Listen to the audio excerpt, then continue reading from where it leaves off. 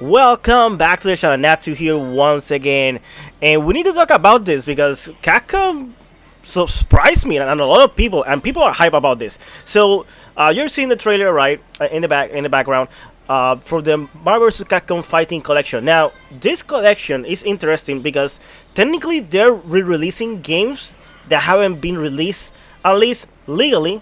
If you're an Evolution head like me, you know where can find it. But technically, the only you couldn't find this game. Like some of these games, only way you can find them legally, besides buying Arcade One Up, I think is the company that does the cabinet for Marvel vs. Capcom 2. Is like a PlayStation 1 games or Dreamcast ports, and that was back in the 90s, so it's super hard to find it. And unfortunately, of course, you cannot play online.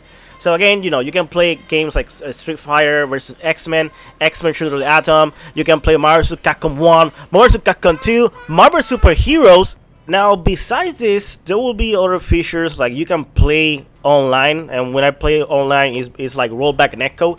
Not only that, something I didn't expect it whatsoever, right? Besides having the fighting games, is they're gonna have a beat 'em up that I don't think a lot of people have played that game, but I did play it back when I was a kid, and that's the Punisher one, which is awesome.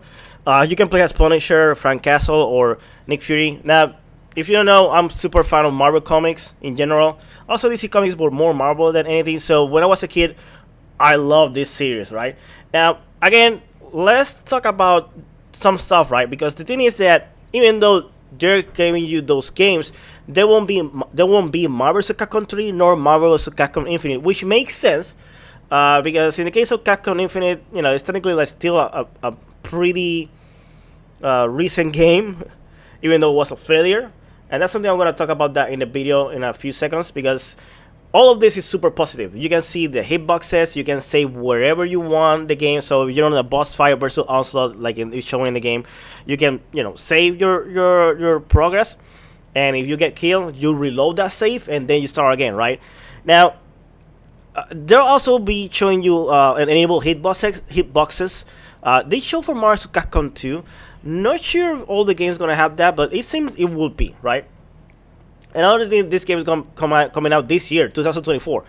So when, I don't know, I will imagine maybe like around October, November, something like that. Now the version for this, it says PlayStation 4, Steam, and also Switch. Not PlayStation 5, but even though it's compatible with PlayStation 5, so I think there won't be any issues. Having said that, I think this is a testing from Capcom and Marvel, or aka Disney, right, to verify if people are hungry for a Marvel vs. Capcom 4 game, which I think it is. We have the community creating mods, right, for Marvel vs. Capcom 3 and Marvel vs. Capcom Infinite, and this is something that few people had noticed throughout the years, right? When Marvel got bought by Disney, the big issue was that a lot of games, the gaming licenses were like cancel or say, hey, stop production for that game. We don't want you to produce more X game, etc., because it doesn't align with our policies or views or whatever, right? You can say that for the Deadpool game, which was a good game, but technically it came out during that time, and it got that issue. Now, if you remember also Marvel vs. Capcom Infinite, there was a lot of issues between Disney trying to say, hey, screw X-Men, because X-Men at that time were part of Fox, right? And also, even though Spider-Man was there, right, it was really, really, really hard for people from Capcom try to sell a game, aka the functions mean, right, to the masses, right? Because people want their Wolverine, people want their Fantastic Four, like Doctor Doom. What kind of game is Marvel versus Capcom if it doesn't have Wolverine, Doctor Doom, Magneto? It didn't make sense, right? Now, having said that, one of the things that I'm worried about this is that if this doesn't sell, then technically there won't be Marvel vs. Capcom 4, and I always find it super hard to make people, hey, buy this because this will make us show Disney that people are interested in still in this franchise and people want this to happen, right? Now, having said that, the other negative I can see is, keep in mind I was telling you about that Disney is super jealous is super jealous with their IPs, and like I mentioned, a few minutes ago, the community had started doing mods for Marvel vs. Capcom 3 and also Marvel vs. Capcom Infinite, which might cause issues down the line. What I mean by this, if you have seen the Tekken 8 drama with Namco Bandai saying, hey mods, stop doing this, stop doing that, this can cause this issue because they will say, hey, you are using RP and you're making money, even though that's kind of a gray area because, at the end of everything, if they're hosting the mods in a server, they need to pay those servers because it's not free. So even if they show, hey, it's only for the maintenance of the servers, Disney will say no, that they're technically still paying you in order to get this, and you're making or IPs unrecognizable because you're using it not under our directions, right? Now, after saying all that, right, I'm super excited for the game. I hope that dark scenario of Disney going with the mods and saying stop doing this does not happen, because at the end of everything, fans, the community, have make this game super hype and people get excited for it. Like, it's kind of weird because when you see Evolution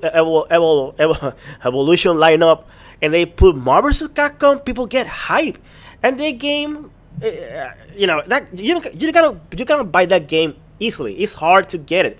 There's no version of that where it's rollback netcode and it's an easy input, easy install.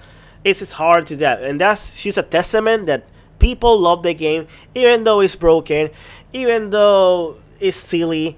People love the franchise. People love the characters, and Mario vs. Capcom 3, even though I don't think it's a party game, technically it's a party game. I've seen a lot of people that are in AVGC, and you could say they're kind of casual, and when I say casual, I mean like they don't play fighting games whatsoever. Heck, they don't even almost play any games whatsoever. But they have memories of when they were to arcades and they played Mario vs. Capcom 2 in arcades or even in Dreamcast. So again, super excited. I hope Disney doesn't go that route of cancel the mods, but that could happen, and it will be also sad for people like Maximilian that has been spearheading that kind of movement of making those games still relevant, even though people had decided screw that game, right, because of what happened, etc., etc. But anyways, guys, I'm gonna end the video because I'm gonna be rambling. I'm super excited for this. I just want to know, are you excited for this, or are you, I don't care, I would have preferred Mario vs. Capcom 4, which I think, in all honesty, a lot of people are gonna be on that boat. But at the end of anything, it seems like a testing ground. So anyways, as always, like and subscribe, see you in the video. Bye bye.